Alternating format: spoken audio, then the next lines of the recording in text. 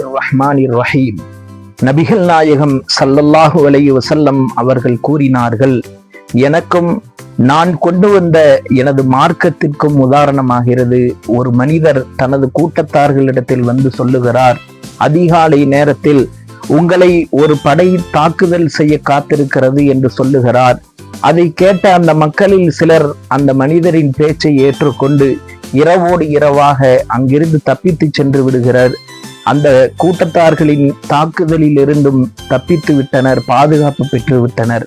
இன்னும் சில மனிதர்கள் அந்த எச்சரிக்கையாளர் சொன்ன அந்த விஷயத்தை நம்பவில்லை, அதை மறுத்தார்கள், அதை கண்டுகொள்ளாமல் விட்டுவிட்டார்கள். அந்த எச்சரிக்கையாளர் சொன்னது போலவே அதிகாலை தாக்குதல் நடந்தது. அந்த தாக்குதலில் அவர்கள் எல்லாம் இறந்து மாண்டு போனார்கள். இதுபோன்று யாரெல்லாம் நபி ஸல்லல்லாஹு அலைஹி வஸல்லம் அவர்களின் பேச்சை ஏற்றுக்கொண்டு அவர்கள் கொண்டு வந்த மார்க்கத்தை நம்பி ஈமான் கொள்வாரோ அவர் வெற்றியடைந்து விடுவார். யார் நபி அவர்களையும் அவர்கள் கொண்டு வந்த மார்க்கத்தையும் மறுப்பாரோ அவர் நாசமடைந்து விடுவார் என்று நபி அவர்கள் கூறியதாக ஹஜ்ரத் அபூ மூசா ரலியல்லாஹு அன்ஹு அவர்கள் அறிவிக்கிறார்கள்.